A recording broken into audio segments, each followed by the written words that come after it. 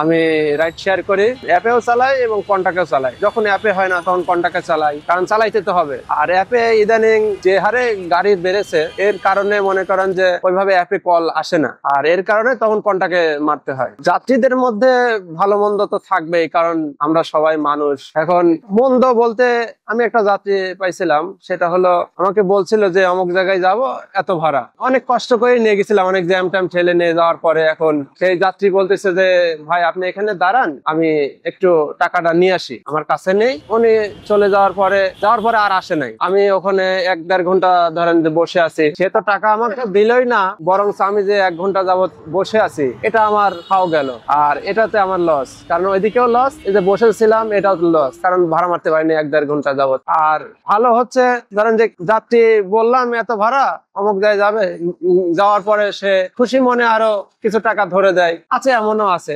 আর অ্যাপে আমি একটা কল পাইছিলাম, সেটা হলো মহিলা কল দিছিল, লোকেশনটা একটু দূরে, ডিস্টেন্সটা অনেক দূরে ছিল, এই জন্য বলছিলাম যে আপা এটা ক্যান্সেল করে দেন, আর আমার তো যাইতে অনেক সময় লাগবে, আপনি অন্য জায়গায় রাইড শেয়ার দেন।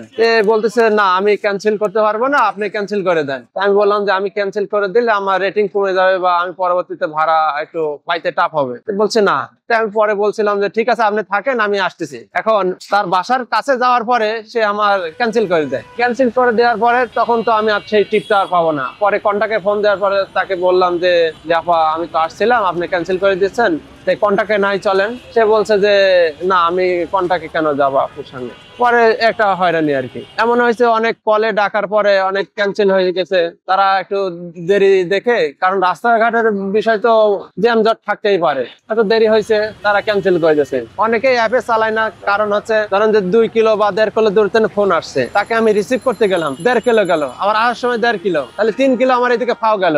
আর এই 3 কিলো ফাও যাওয়ার কারণে কিন্তু আমাকে তো কোম্পানি তো আমার বেশি টাকা দিবে না। আগে কিলো প্রতি 20 টাকা করে দিত, এখন কিলো প্রতি 15 টাকা 18 টাকা 17 টাকা এইভাবে দেয়। এদিক দিল আবার অনেক সময় দেখা যায় 2.5 কিলো 2 কিলো দূর থেকেও আসে ফোন। ওই কলটা যখন রিসিভ করতে যায় তখন এদিক 2 কিলো আর আসতে 2 কিলো, আমার 4 কিলো শেষ, 100 টাকা মনে করেন এইদিকে শেষ, একটা লস আমার। এই জন্যই অনেকেই হচ্ছে এই অ্যাপ ব্যবহার করে না। কন্টাক্টে যখন আমার ক্ষেত্রে আমি সাহসই পাইনি ওইভাবে ভাড়া বলার। অনেকেই আছে যে আমি গল্প শুনি যে অনেকেই বলে এত ভাড়া যায়, কিন্তু আমার ওই জায়গার ভাড়া আমি তো জানি কোন জায়গার ভাড়া কত হতে পারে, কিন্তু আমার সাহসই হয় না যে 200 টাকার ভাড়া আমি 400 বা 500 কিভাবে চাবো, আর সাহসই হয় না এটা বলার। অনেকেই আছে সাহস করে বলে, তখন অনেকে যাত্রী আছে তারা ইমার্জেন্সি হয় তারা যায়, না হলে যায় না। কোনটাকে মারি ভাইয়া, কোনটাকে ভাড়াটা মোটামুটি চলে আর অ্যাপসে ভাড়াটা কম আসে আর কি।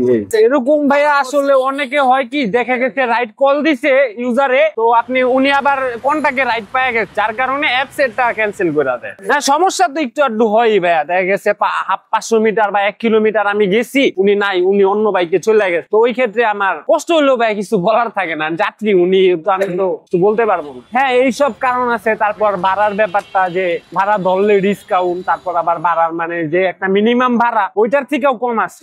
মোলামুলি ছেলেরাই বেশি করে, মেয়েরা করে দেখা গেছে 5টা যাত্রীর মধ্যে ধরেন 1-2টা যাত্রী একটু মোলামুলি করে, আবার 2-3 জন থাকে লয়াল, ভাড়া দেখা গেছে 200 চাইছি চলেন ভাইয়া।